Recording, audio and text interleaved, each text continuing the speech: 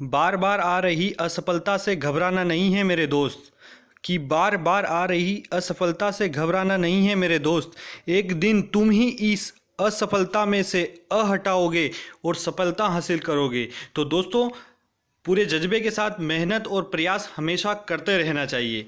नमस्कार दोस्तों, helping thinkers के यूट्यूब चैनल्स में आप सभी का हार्दिक स्वागत है।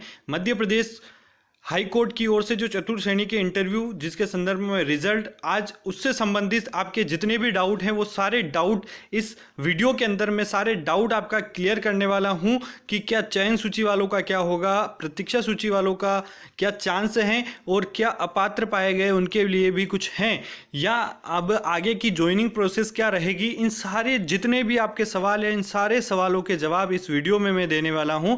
तो बस आप इत्मीनान से वीडियो के अंत तक बने रहें और मेरी सारी बातों को ध्यान से सुने। आज के जितने भी आपके सारे डाउट हैं उन सारे डाउटों का आज मैं सुपड़ा साफ करने वाला हूं दोस्तों।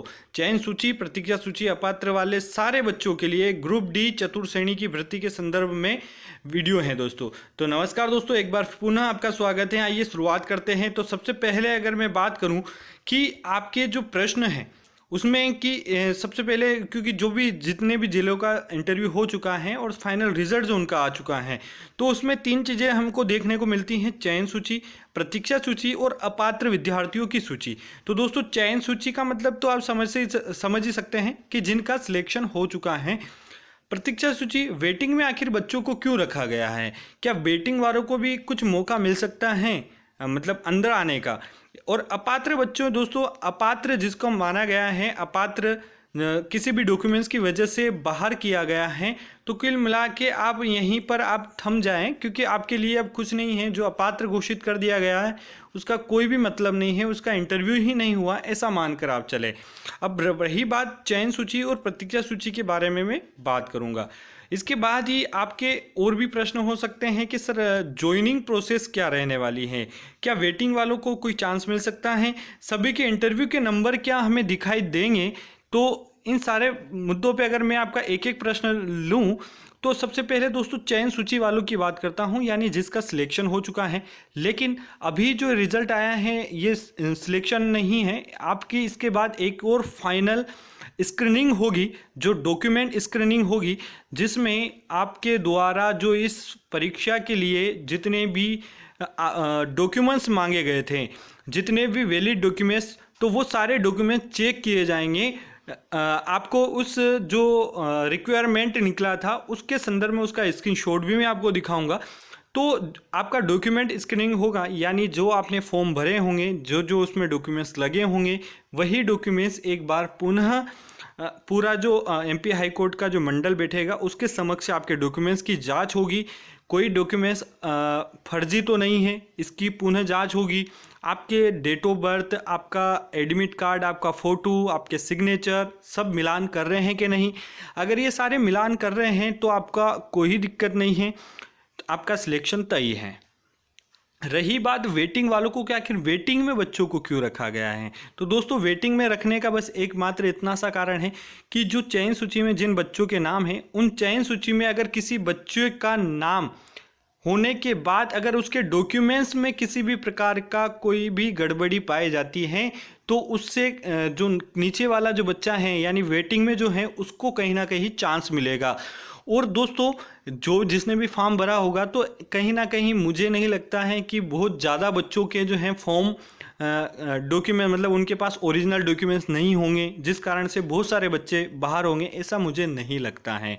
बाकी हो भी सकता है, मतलब बहुत कम चांस है कि जो चयन सूची में बच्चे हैं उनके डॉक्यूमेंट स्क्रीनिंग में बहुत कम बच्चे बाहर होंगे, और अगर होंगे तो उनको वेटिंग वालों को मौका मिलेगा। अपात्र वालों के लिए कोई जगह नहीं है। ज्वाइनिंग की प्रोसेस क्या रहने वाली तो मैं शॉर्ट में आपको बता चुका हूँ।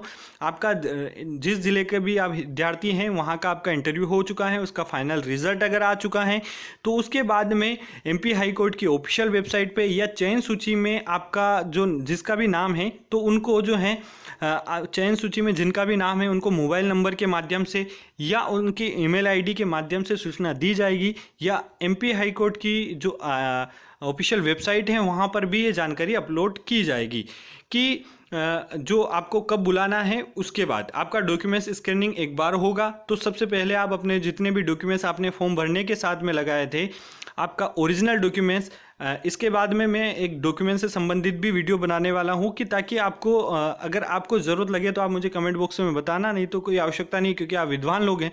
लेकिन फिर भी अगर आपको लगता है कि डॉक्यूमेंट्स क्या क्या लगने हैं तो उसके लिए भी मैं वीडियो बना दूंगा, लेकिन अगर आप कहेंगे तो। उसके बाद में वेटिंग वालों के लिए तो मैं बता ही चुका हूँ क्या चांस है। और हाँ दोस्तों, सबसे बड़ी खबर है कि सभी के जो इंटरव्यू नंबर हैं, यानी कि जिस जिस विद्यार्थी ने भी इंटरव्यू दिया है उन सभी के इंटरव्यू मार्क्स जरूर दिखाई देंगे। और वो कैसे देखेंगे, कब उसका आएगा, उसके बारे में भी मैं आगे जानकारी दूंगा दोस्तों। तो आइए, मुझे लगता है कि मैं उम्मीद करता हूं कि आपके जो जितने भी सारे प्रश्न होंगे उसके डाउट लगभग क्लियर हो चुके होंगे, क्योंकि बड़े डाउट तो यही थे। और बहुत सारे बच्चों के कमेंट आते हैं कि सर मेरा लिस्ट में नाम नहीं है। तो प्रिय विद्यार्थियों, मेरा ऐसा मतलब आप इतने समझदार हैं, इतना आप पढ़े लिखे हैं, तो आप समझ सकते हैं कि लिस्ट में नाम न होने का कारण क्या हो सकता है। सीधी सी बात मैं अगर बताऊं तो आपको फिर से किसी अन्य एग्ज़ाम के लिए फिर से मेहनत करना है, फिर से प्रयासरत करना है। यह तो एक किस्मत आजमाने का एक तरीका था कि इंटरव्यू में अगर आपने भगवान ने चाहा तो आपका हो जाए, नहीं हो जाए, क्योंकि यहाँ पर इंटरव्यू के मार्क्स के माध्यम से कैसे आपका सिलेक्शन हो रहा मुझे ज़्यादा समझ में नहीं आता है। लेकिन आप दूसरी एग्ज़ामों की तैयारी करते रहे हैं, हौसला नहीं तोड़े हैं। जीवन में बहुत सारे उतार चढ़ाव आते रहते हैं, घबराना नहीं है। आइए इसके साथ में आगे मैं अगर बात करूं तो आपको मैं दिखाऊंगा कि प्राप्तांक स्कोर, ये जो आपको ये कटिंग जो दिख रही है दोस्तों, ये इसका जो एमपी हाई कोर्ट की जो वैकेंसी निकली थी उसका रिक्वायरमेंट का जो पूरा आवेदन था उसका ये है। उसमें लिखा है अंतिम परिणाम सूची प्रकाशित होने के बाद साक्षात्कार में सम्मिलित हुए समस्त अभ्यर्थियों के प्राप्तांक मध्य प्रदेश की वेबसाइट पर प्रकाशित किए जाएंगे, जिनके लिए अभ्यर्थी को अपना आवेदन क्रमांक और पासवर्ड दर्ज करना होगा। तो बहुत बड़ी आपका ये डाउट है कि क्या सर हमारे इंटरव्यू मार्क्स हमें देख पाएंगे। जिन जिन बच्चों ने भी इंटरव्यू दिया है वो सभी अपना इंटरव्यू मार्क्स देख सकेंगे। तो मध्य प्रदेश उच्च न्यायालय की वेबसाइट पर जब ये लिंक अपलोड कर देंगे तब अपना आवेदन क्रमांक और पासवर्ड दर्ज कर आप अपना जो इंटरव्यू मार्क्स देख सकते हैं। तो एमपी हाई कोर्ट संबंधित या मध्य प्रदेश की और भी कोई गवर्नमेंट एग्ज़ाम या भारत की जो बड़ी एग्ज़ाम है उनसे संबंधित किसी भी प्रकार के नोटिफिकेशन के लिए आप हमारे चैनल को सब्सक्राइब करके बेल आइकन को प्रेस कर सकते हैं, ताकि आपको अपडेट जो है मिलता रहे तुरंत। उसके साथ ही बहुत सारे बच्चों को कि सर क्या हमसे क्या गलती हुई है ये पूछ सकते हैं, तो बिल्कुल पूछ सकते हैं दोस्तों। आप यहाँ पर देख सकते हैं सूचना के अधिकार के तहत जानकारी संबंधी जिला सत्र न्यायालय, यानी जिस भी जिले का आप हैं वहाँ का सत्र न्यायालय के सूचना अधिकारी से, जो भी उसका सूचना देता है वो अधिकारी से निर्धारित शुल्क, कुछ शुल्क आपको लगेगा, जमा करके आप वहाँ से अपनी जानकारी प्राप्त कर सकते हैं। तो ये एक बड़ा डाउट आपका क्लियर कर दिया है। सभी के इंटरव्यू मार्क्स आप देख पाएंगे। सूचना अगर आपको कोई डाउट है पूछना है तो आप पूछ सकते हैं, लेकिन उसके लिए बस आपको थोड़ा सा निर्धारित शुल्क जो है देना पड़ेगी। उसके बाद ही अंतिम चयन सूची परिणाम के बाद, ये मैं आपको पहले ही बता चुका हूँ शॉर्ट में, लेकिन फिर भी अगर आप पढ़कर जानना चाहें तो जान सकते हैं। जिलेवार साक्षात्कार समाप्त होने के पश्चात श्रेणीवार मेरिट के आधार पर अंतिम चयन व प्रतीक्षा सूची तैयार की जाएगी, जिसे उच्च न्यायालय की वेबसाइट पर संबंधित जिला न्यायालय के सूचना पटल पर प्रदर्शित किया जाएगा। अंक समान होने की दशा में, ये एक बहुत बड़ा डाउट है दोस्तों कि अंक समान होने की दशा में उम्र, जो जिसकी उम्र अधिक है उसको वरीयता दी जाएगी। अंतिम परिणाम पर पुनः विचार एवं परिवर्तन करने हेतु तो आवेदन करने का कोई प्रावधान नहीं है। मतलब ये किया जो हो गया है, अब इस पर कोई परिवर्तन की संभावना, अतः इस विषय में आवेदनों पर कोई कार्यवाही नहीं की जाएगी तथा संक्षिप्त निरस्त किए जाएंगे। तो यहाँ पर ये, उसके साथ ही चयनित अभ्यर्थी नियुक्ति के लिए अहर्ता दस्तावेज, यानी जो भी डॉक्यूमेंट्स आपने फॉर्म भरा होगा उस समय मांगे गए थे, तो ओरिजिनल डॉक्यूमेंट्स और आपका सबसे बड़ी डेट ऑफ बर्थ वाला जो 10th की मार्कशीट वैलिड मानी जाती है, तो उसको थोड़ा सा आपका स्थानीय जाति प्रमाण पत्र, ये सारी डॉक्यूमेंट्स जो भी इसमें दिए हैं वो ध्यान रखें। उसके बाद ही पृष्ठभूमि के सत्यापन। पृष्ठभूमि यानी दोस्तों आपका जो बैकग्राउंड है, कहीं आपके पास पुलिस केस तो नहीं है, आपका केस तो नहीं चल रहा है, आपने किसी का मर्डर तो नहीं किया है, आप जेल में रहकर तो नहीं आए। तो पृष्ठभूमि का मतलब आपका बैकग्राउंड क्या जांच होगा। उपरांत नियुक्तिकर्ता पदाधिकारी की संतुष्टि, अगर जो नियुक्ति करना चाहता है वो पदाधिकारी आपकी संतुष्टि होता है कि बिल्कुल बंदा है, सही है और इसके डॉक्यूमेंट्स जो हैं बिल्कुल सही हैं, तो आपको नियुक्ति मिल जाएगी। अगर इस पदाधिकारी को ऐसा लगता है कि बंदे में खराबी है तो फिर उसके बाद वेटिंग वाले को मौका मिलेगा। उसके बाद में चैनल प्रकाश, ये तो कोई इंपॉर्टेंट बात नहीं है।